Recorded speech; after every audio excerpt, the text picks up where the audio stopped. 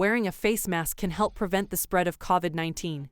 But for some folks, it's also led to an unfortunate side effect: breakouts. From annoying zits to unwanted blemishes on the cheeks and lower jawline, face mask-induced acne can be frustrating to deal with, especially for those who have to wear their masks for longer periods of time, like frontline workers and other healthcare professionals.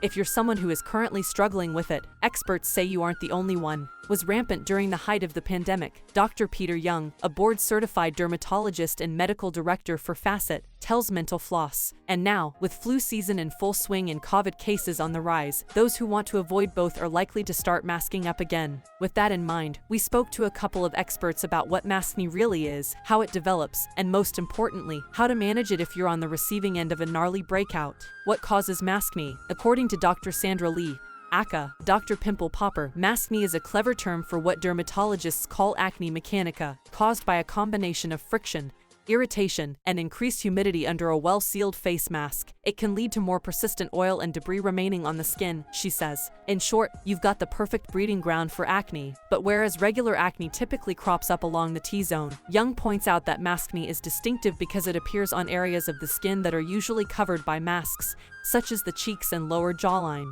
Beyond where it appears, experts claim that there really aren't any other telltale signs that differentiate maskne from the common breakout. The pimples don't appear any different, Lee says. It could be more likely to flare up during certain seasons, however, or if you're living in areas where high temperatures are the norm. Maskne gets worse in the summer months due to increased sweating and humidity under the mask, Young says, and according to Lee, the added heat can make dirt and oil more likely to stick to the skin. Facial sunscreens might exacerbate the problem even more, she notes, as some act to occlude the skin, increasing the clogging of pores, leading to more potential for acne breakout. Outside of just being annoying, maskne may create some bigger problems, too. People who have a tendency to develop cystic acne under their mask are at risk of long-term scarring, Young says. According to Lee, the type of treatment she might prescribe to patients coping with the condition depends on the type of acne they might have, specifically, whether it's inflammatory, it's comedonal, or results in cysts and nodules, which are more severe signs of acne. You may want to consult with a dermatologist or other trusted healthcare provider for more specialized care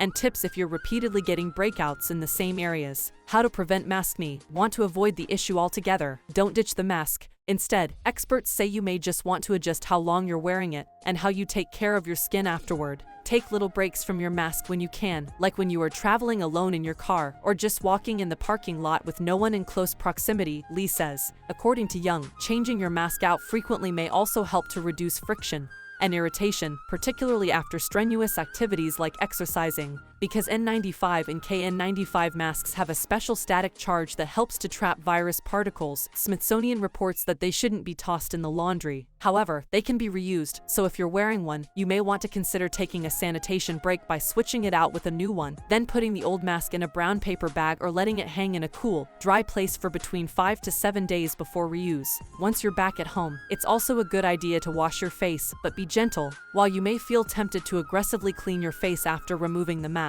especially if you're breaking out, this can actually make the maskne worse by irritating your skin, Young says. You should also think twice before exfoliating with a washcloth or loofah. Scrubbing with abrasive textures might exacerbate the problem, he says. Another thing to be vigilant about is the products you're putting on your skin and how you're using them. You should avoid applying thick layers of moisturizer or sunscreen. This can cause breakouts with or without a mask, Young says. The 7 best products to buy now if you have maskne, according to experts. 1. The best facial cleanser, SLMD Salicylic Acid Cleanser, $25. If you've got maskne, chances are you're washing your face more often. When it comes to handling clogged pores, Lee is a big fan of cleansers that contain beta-hydroxy acids, which are known to penetrate deep into the skin and can be ideal for those looking to balance excess sebum. One of the most common types of BHAS is salicylic acid, which is derived from willow bark and can be great for everything from exfoliating and unclogging pores to reducing inflammation and conquering stubborn whiteheads and blackheads.